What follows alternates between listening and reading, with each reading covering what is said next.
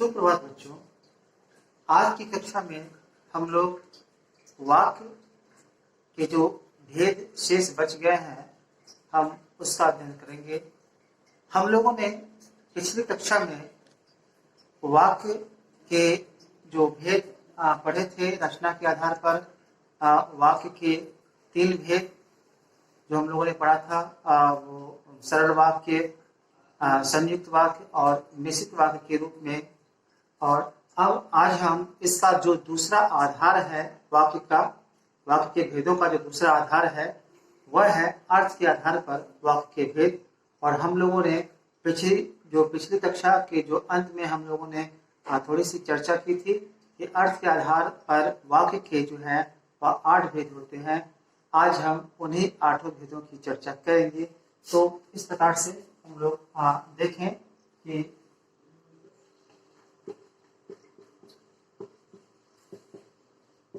अर्थ के आधार पर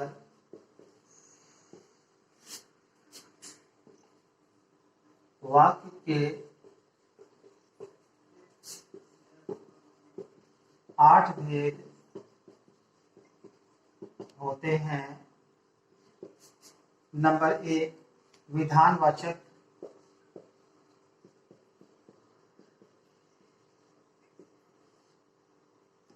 number 2 निषेधवाचक,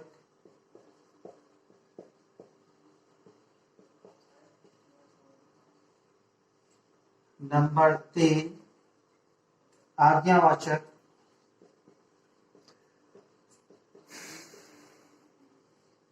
number 4 प्रश्नवाचक,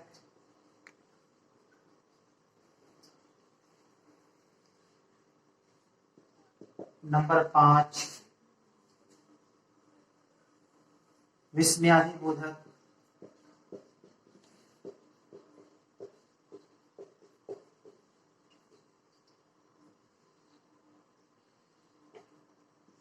नंबर 6 इच्छावाचक,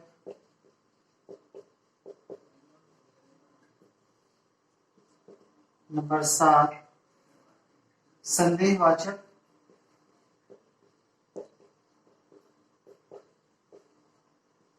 और नंबर 8 जो है वह है संकेतवाचक।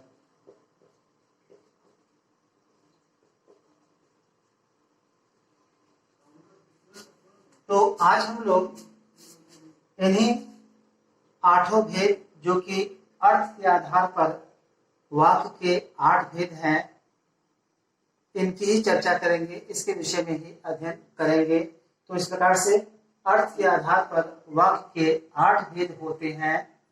नंबर 1 विधानवाचक, नंबर 2 निषेधवाचक, नंबर 3 आज्ञावाचक, नंबर 4 प्रश्नवाचक और 5 विस्मयादिबोधक, नंबर 6 इच्छावाचक, नंबर 7 संदेहवाचक और नंबर 8 संकेतवाचक वाक्य। तो इस प्रकार से 8 भेदों में सबसे पहला जो है वह है विधानवाचक वाक्य। इसके संदर्भ में कहा जाता है जिन वाक्यों में किसी बात या कार्य के होने या करने का बोध हो उसे विधानवाचक वाक्य कहते हैं। ऐसे हम लोग सामान्य तौर पर यह कह सकते हैं कि चूंकि वाक्य है तो प्रत्येक वाक्य में एक कर्ता और एक क्रिया का होना निश्चित होता है, क्योंकि इन्हीं दोनों शब्दों के मेल से वाक्य का निर्माण होता है। तो प्रत्येक वाक्य, चाहे वह वाक्य छोटा हो चाहे वह वाक्य बड़ा हो, हर प्रकार के वाक्य में कर्ता और क्रिया निश्चित रूप से ही होता है। तो जो यहाँ बताया गया है कि किसी कार्य के करने या होने का बोध हो तो निश्चित रूप से यह क्रिया का एक रूप होता है। तो इसमें क्रिया, प्रत्येक वाक्य में क्रिया होता ही है। ऐसे वाक्य को ही विधानवाचक वाक्य कहा गया है। कोई भी सामान्य वाक्य, इससे हम सामान्य वाक्य भी कर सकते हैं, सरल वाक्य भी कर सकते हैं, है ना। उसका कोई भी उदाहरण हम ले सकते हैं। राम घर जाता है, सोन पटना जाता है, सीता खेलती है, कोई भी सामान्य वाक्य का उदाहरण हम इसमें दे सकते हैं। दूसरा इसका जो भेद है वह है निषेधवाचक वाक्य। निषेध का मतलब होता है मना करना। नकारात्मक जो बोध जो है वह होता है निषेध, यानी किसी काम के विषय में न यानी कि नकारात्मक एक जो सोच है या बोध है वह प्रकट होता है ना, यानी मना करने के अर्थ में। जिन वाक्यों में किसी बात या कार्य के न होने या न करने का बोध हो, यानी ऐसे वाक्य जिसमें नकारात्मक बोध जो होता है उसे ही हम निषेधवाचक वाक्य कहते हैं। और इस प्रकार के जो वाक्य होते हैं उस वाक्य में जो है सो न, नहीं, मत, कभी नहीं, है ना, इत्यादि शब्दों का कहीं न कहीं प्रयोग अवश्य होता है। जैसे मैं कल पटना नहीं जाऊंगा, तो इसमें नहीं शब्द का प्रयोग हुआ। ना, तुम मत जाओ, इसमें ना और मत। तुम यह काम मत करो, नहीं करो। मैं वहां कभी नहीं जाऊंगा, तो कभी नहीं शब्द का प्रयोग किया गया। तो निषेधवाचक वाक्य में न, नहीं, मत, ना इत्यादि शब्द का प्रयोग किसी न किसी रूप में होता है। इस प्रकार का जो वाक्य होता है वह निषेधवाचक वाक्य कहलाता है। तीसरा है आज्ञावाचक। बिल्कुल स्पष्ट है कि वाक्य का वह रूप जिससे किसी प्रकार के आदेश का बोध होता है, यानी आदेश देना। तो निश्चित रूप से इस प्रकार का जो वाक्य होता है ना, उसमें किसी न किसी प्रकार का आदेश होता है। ऐसे इस प्रकार के वाक्य में कभी कभी कर्ता गौण भी रहता है, जैसे बैठ जाओ। इस वाक्य में केवल क्रिया का ही रूप देखने को मिलता है, बैठ जाओ। यह क्रिया का रूप है, जबकि वाक्य जो है कर्ता और क्रिया दोनों से होता है। तो व्याकरण बतलाता है कि इस प्रकार का जो वाक्य होता है उसमें कर्ता गौण होता है और वह कर्ता होता है तुम या आप। और इसी प्रकार से जो है सो धूप में मत खेलो, यह भी एक प्रकार का आदेश है।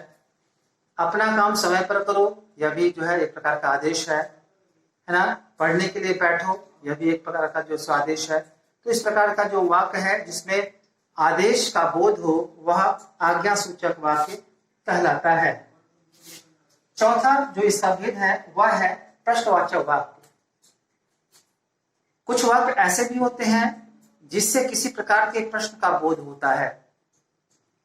इस प्रकार के वाक्य के अंत में विराम चिन्ह के रूप में प्रश्नवाचक चिन्ह जो विशेषकर इसके लिए बना है, ये इस प्रकार का यह चिन्ह जो है लगा हुआ होता है।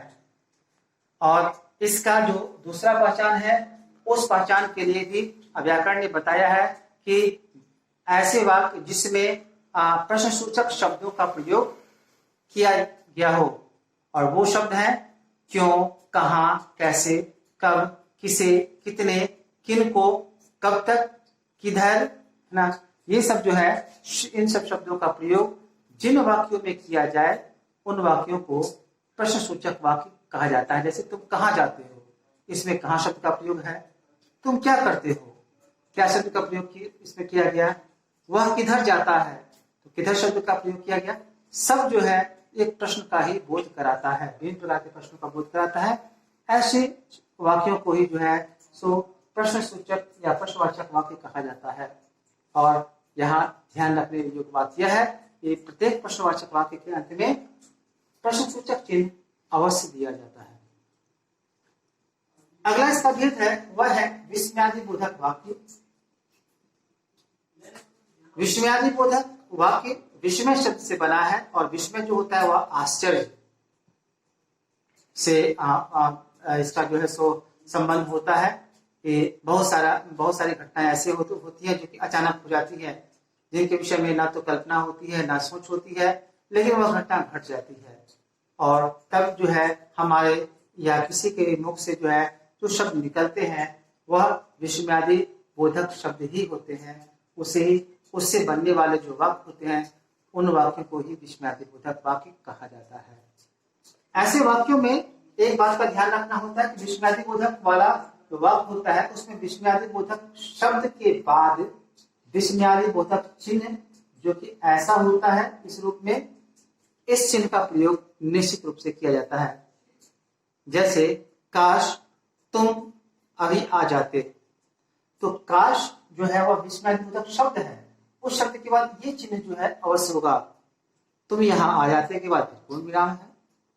शाबाश तुमने बहुत अच्छा किया, शाबाश यह भी खुशी प्रकट करने का है, लेकिन यह भी विस्मयादि बोधक चिन्ह है, शब्द है ना। उसी प्रकार से अरे ये क्या हो गया, अरे के तुरंत बाद अरे विस्मयादि बोधक शब्द है, इसके तुरंत बाद विस्मयादि बोधक चिन्ह का प्रयोग होता है, और ये क्या हो गया के बाद पूर्ण विराम का चिन्ह होता है। तो इस प्रकार से विस्मयादि बोधक जो वाक्य होता है इस प्रकार से लिखा जाता है या चिन्हित किया जाता है। अगला जो वाक्य है वह है भेद है, वह है इच्छावाचक। कुछ ऐसे भी वाक्य होते हैं जिनमें लोग इच्छा व्यक्त करते हैं, इच्छा का भाव प्रकट करते हैं एक दूसरे के प्रति, एक दूसरे के समक्ष या सामने, उसे हम इच्छावाचक वाक्य कहते हैं। जैसे आप हमारे घर अवश्य आइए। यदि ये बात हम किसी को कहते हैं कि आप हमारे घर अवश्य आइए, इसका मतलब होता है कि ये मेरी इच्छा है, मैं अपनी इच्छा जाहिर कर रहा हूं आपके सामने। बड़ों का आशीर्वाद तुम पर सदा रहे, यह भी मैं कामना, या तो मैं कामना कर रहा हूं या मेरी इच्छा है। ईश्वर करे मैं भी पास हो जाऊं, ईश्वर करे तुम भी पास हो जाओ। ये मेरी कामना भी हो सकती है और ये मेरी इच्छा भी हो सकती है, ये मेरी प्रार्थना भी हो सकती है। ऐसे वाक्य को ही इच्छावाचक वाक्य कहा गया है। अगला जो वाक्य है वह है संदेहवाचक। संदेह का मतलब होता है शक या शंका, यानी कुछ ऐसे भी वाक्य होते हैं जिनमें होने या न होने इस पर दुविधा बनी हुई होती है ना। तो ऐसे वाक्य को ही में ही शक जाहिर किया जाता है और ऐसे वाक्य भी संदेहवाचक वाक्य कहलाता है। यानी जिन वाक्यों में संदेह या संभावना का बोध होता है उसे संदेहवाचक वाक्य कहते हैं। उदाहरण के लिए, तुम्हें पता होगा कि विजय रात को देर से क्यों आता है। ये वाक्य है कि तुम्हें पता होगा कि विजय रात को देर से क्यों आता है। तो विजय रात को देर से क्यों आता है, यह विजय पर एक संदेह व्यक्त करना हुआ। इससे एक संदेह का जो है भाव जो है वह बोध होता है। पिताजी ऑफिस चले गए होंगे। अब चले गए होंगे तो यह एक अनुमान है और यह एक संदेह भी है कि चले गए होंगे। यह तो इसका जो सही उत्तर जो है या सही जवाब तो उस समय मिलेगा जब हम उनके समक्ष होंगे या हम उस स्थान पर जाएंगे जहां पिताजी हैं या थे, कि वो चले गए या कि नहीं चले गए। आज का मैच अक्षय ने भी देखा होगा, ये भी तो एक संभावना है। ये तो अक्षय ही बताएगा कि उसने देखा या नहीं देखा, लेकिन संभावना व्यक्त किया जा रहा है। तो इस प्रकार का जो वाक्य होता है वह संदेहवाचक वाक्य कहलाता है। और अंत में है संकेतवाचक वाक्य, यानी स्पष्ट है। संकेत का मतलब होता है इशारा करना, है ना।